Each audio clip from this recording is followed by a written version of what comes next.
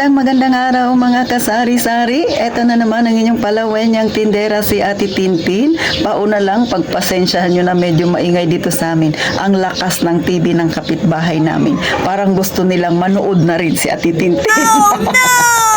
Ganun talaga dito sa amin mga kasari. Pero syempre may chichismis ako sa inyo. Ha? Alam ko yung iba na pagdadaanan yung mga ganito, pero yung iba hindi nila alam na pinagdadaanan din nila ito. Kaya bakit Ate Tin, imbis na yung aking customer bibili sa akin, nilalampasan ako? Bakit nga ba? O baka nangyayari itong mga ganito sa iyo mga kasari. Gusto mo bang malaman? Abay, bago tayo mag-umpisa, please, pakisubscribe mo muna si Ate Tintin. Walang kabayad-bayad yan, sisi. Pindutin mo na yan. At pakilike na rin ang aking video. Malaking tulong na yan sa mga kagaya kong content creator mga kasari. At syempre, mas makagawa pa tayo ng kapakipakinabang na video na kapupulutan ng aral at makapagbigay sa atin ng inspirasyon para magpatuloy sa ating pagninegosyo. Lalo na sa mga kagaya kong nasa masa ang kanilang pagninegosyo mga kasari. At syempre, kung hindi naman kayo busy, pakishare na rin. At eto na, umpisa na natin ang real talk at masaya nating chismis. Pero bago na naman yan, patalastas na naman si Ate Tintin, syempre, mag-shoutout portion naman tayo. So, shoutout kay Ma'am Glory Cortez. Shoutout sa iyo, Ma'am Glory Cortez. Si Ma'am Ellen Pilar na always present sa aking video na laging nagko-comment. Si Sir Juanito San Mateo, si Ma'am Corazon Cuevas. Shoutout sa inyo. Si Sir Neil Mendoza, kumusta ka na Sir Neil Mendoza dito sa Puerto Princesa? Napakalamig, di ba? Talaga namang tagaktak ang pawis mo sa sobrang kalamigan ng panahon dito sa Char lang. Si Ma'am Nilisa Araga Kapilisa, shoutout sa iyo, Ma'am. And syempre, napansin ko lang na nagpapasalamat siya sa pag-shoutout ko nung nakaraan, si Ma'am Jaisem Joseph Mejia. Diba? Shoutout sa inyong lahat. At kung ikaw naman gusto mo rin ma-shoutout sa susunod na video na Tintin, huwag mong kalimutan, abay, mag-comment ka na dyan sa baba at ilagay mo kung taga saan ka. At eto na, totoo na ito, umpisahan na natin ang ating chismisan mga kasari. Ikaw ba ay may tindahan? Kung wala naman, pakinggan mo ito. O kaya naman datihan ka ng may tindahan, mga kasari, matagal na. Pero minsan, di ba, nagtataka ka, customer mo siya, pero may mga panahon na hindi siya bibili sa'yo. Doon pa siya sa kakumpetensya mo na medyo malayo. Bakit nga ba? O eto ha, real talk ito. Baka nangyayari din ito sa inyo nang hindi ninyo nalalaman mga kasari. Siyempre, kagaya dito sa amin, no, tabi-tabi kaming mga may tindahan. So, hindi maiiwasan minsan ay yung mga tindera na iyong kapitbahay ay siyempre, nagchichismisan din kayo, di ba? Pag napataan sa tindahan ninyo, pag napadaan dyan sa bahay ninyo, mga kasari, nagchichismisan. Pero alam mo ba, dapat kang mag-ingat kapag ganyan ang mga bagay-bagay na nangyayari. O bakit? Lalo na pag-ukol sa produkto ang pinag-uusapan. Ito mga kasari, na-experience ito ni Mother sa kanyang kakompetensya. Madalas pag namimili yun, dadaan mo na sa kanyang tindahan. Pero sa akin, na-experience ko rin ito at ganito rin yung mga pangyayari. Dadaan sa harapan ng tindahan mo and then makikipag-chismisan sa'yo yung may-ari ng isa mo rin kakompetensyang na may tindahan din, di ba? Tapos sasabihin niya sa'yo, sasabihin niya na, ay, tumaas na yung mga ganitong produkto, no? Sabi niya, siyempre ikaw, ay magsasabi ka rin, oo nga, ang taas-taas na. So, magkukwentuhan kayo ukol sa inyong mga produkto, sa inyong mga ibinibenta. Tapos, ito na, sasabihin niya yan, ay, ako, yung mantika ko, ganito na yung benta ko. Sasagot ka rin, oo sis, ganyan. Siyempre, kung ikaw ay hindi ka sanay na magsinungaling, talaga naman, lalo pagka yung kakompetensya mo ay medyo ka-close mo rin naman dati, lalo na kung wala ka pang tindahan, doon ka dati sa kanya bumibili, diba? Siyempre, medyo malapit ang loob mo. Ganun mga kasari. Siyempre, ikaw nagsasabi ka rin ng totoo, pero mag-iingat ka sisi. Bakit? May nalaman ako na totoong-totoo to. Minsan, may mga ganyan na kinukuha lang nila ang presyo. Tapos, yung paninda nila, bababaan nila ng 2 piso. Totoo ba yan? Totoo yan, mga kasari. So, paano ba nangyari? Kunwari lang yun, makikipag-chismisan siya sa'yo, mga kasari.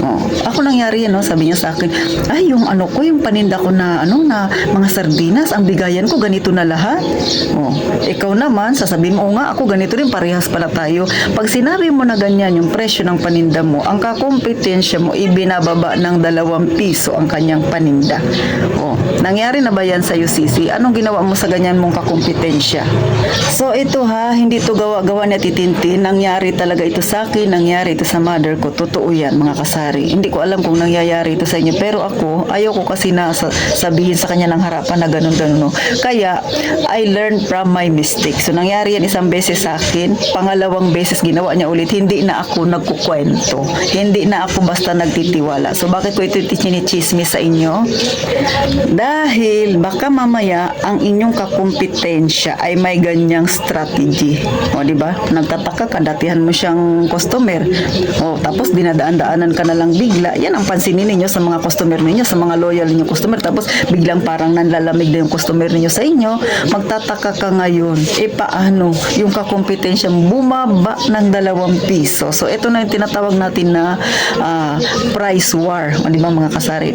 Pero sa akin, okay lang naman sana, no? Pero yung masaklap kasi, yung harap-harapan, tatanungin ka ng kakumpetensya mo, tapos sasabihin niya sa'yo na ganito yung presyuhan niya, tapos siyempre ikaw medyo malapit ka doon sa yung kakumpetensya, kumbaga, kasi nga kaparehas nating tindera, sabi may parehas pala tayo, pero yung tendency ay hindi pala. So inaalam niya lang pala yung presyo mo, at ang ginagawa niya, nagpapababa siya ng 2 piso. Sa mga may tindahan dyan, wag na wag ninyong gagawin yan, mga kasari, no? Kasi nga ang mananalo dyan ay yung mga, syempre, yung mga customer natin. Pero bakit kailangan mo magpababa? Lumaban ka ng patas, no? Hindi kailangan magpababa para lang bilhan ka ng bilhan, di ba? Tayo nasa tamang presyo tayo. Halimbawa, no? Katulad sa akin, 20%, 15% ako. Minsan ang ginagawa niya, nagte-10% siya para hakutin lahat ng customer. O, tapos sasabihin niya, parehas daw kami ng presyo. Kaya ikaw na nanonood sa akin, mag-ingat kayo, ha, mga kasari. So ako dati, ganun, medyo malapit ako sa kanya, no? Nung sumunod, mga ilang buwan, ganun na naman yung ginagawa niya. Ay, nag-uuna ako, hindi na ako nagbibitaw ng kung ano-ano sa kanya kasi alam ko na yung style niya, alam ko na yung ugali niya, na parang ginigisa niya ako sa sarili kong mantika. Kaya mga kasari, mag-iingat kayo, no? Wala naman tayong pakialam. Katulad ako, no? Hindi ako nakikialam sa negosyo ng kakumpetensya ko, hindi ko yun ugali. Pero ayoko nang ganun kasi hindi ka lumalaban ng patas. Pupunta ka sa akin, makikipagkwentuhan ka sa akin. Tapos pag nalaman mo yung presyo, magpapababa ka. Tapos halos 2 piso. Ay, hindi siya magandang labanan. Pero syempre, style niya yan, bahala siya. Pero para sa akin, no, maduming laro yung ganyan, no? Pupunta ka doon sa kakumpetensya mo. Makikipagkwentuhan ka, alamin mo yung presyo, tapos magpapababa ka. Wala ka bang sariling listahan para tingnan kung magkano ang presyo ng kakumpetensya mo? Sa bagay, totoo yan, no? May mga, nung nasa mall pa ako nagtatrabaho bilang sa security guard, may mga ganun na magkakumpetensya sa mall, may papadala silang tao. Totoo ito, nangyayari ito, no? May papadala silang tao, aalamin ang presyo ng kabilang mall. Pero ang sa kanila naman, mga kasari, ay sintimo lang ang labanan nila. Sintimo. O diba? Halimbawa, ang kabilang sardinas ay 25. O sa kabila, minsan maglalabanan lang sila 24.50. So ganun yung labanan nila. Pero ito na nangyayari na magpapababa ng halos 2 piso, yun yung masaklap kasi 2 pesos talaga, diba? So kawawa tayong mga may tindahan at saka kung ang mindset ng kakumpetensya mo ay ganun. So ang isipin ng mga namimili, ang laki pala ng tubo mo. Hindi lang nila alam, diba? May mga ganun talagang tindera, pero para sa akin, hindi ko siya pinapatulan. Kaya ngayon, ang ginawa niya na minsan sa akin yan, ng mga sumunod na buwan, ginawa niya na naman yan, wala na siyang napala sa akin. Nag-oo na lang ako sa kanya para lang hindi niya sabihin may pagkabastos ang ugali ni Ate Tintin. Kaya ikaw na nanonood sa akin na tindera, magbantay ka sa paligid mo, mga kasari. Hindi lang basta yung negosyo mo ang bantayan mo. Yung paligid mo, makiramdam ka sa mga customer mo. Baka mamaya niyan, may mga kakumpetensya kang may ganyang strategy. Napakadumi na strategy ng mga ganyan. Pero syempre, bahala sila, no? Kung ang strategy nila ay ganyan, di sa kanila yun. Pero ako, kung nakikipagkompetensya man ako, malinis, mga kasari, no? Wala akong pakialam sa kanila, basta ito negosyo ko. Hindi ko kailangan pumunta ng tindahan para tanungin ang presyo nila at magpababa ako. Hindi ganun sa Titintin, no? Patas ako kung lumaban. Kaya nasa sa kanila na yun. Kaya ikaw na may tindahan, mag-iingat ka sa pagpipresyo at sa pakikisalamuha mo sa iyong kakumpetensya. Lalo na sa mga customer mo ring marites. Minsan, yung mga customer din natin, yan din yung mahilig maghatid, lumapit, mga kasari. Kaya para sa ating mga may negosyo, habaan ng pasensya, huminga ng malalim, pagsagad na sagad ka na sa kainisan sa kaharap mo. Na alam mo nang below the belt na yung ginagawa niya ng mga kasari. Pero syempre, nasa larangan tayo ng pagbebenta, ng pagninegosyo, kaya dapat mahaba talaga ang ating pasensya mga kasari. So hanggang dito na lang sa titintin. Sana kahit paano nakakuha kayo ng idea mga kasari sa kung anong dapat ninyong gawin o kung kayo ba ay nakakaranas ng ganyang style ng iyong kakompetensya. So paano? Magkita tayo sa susunod at gaya nga ng palagi kong sinasabi, mag-iingat tayong palagi mga kasari.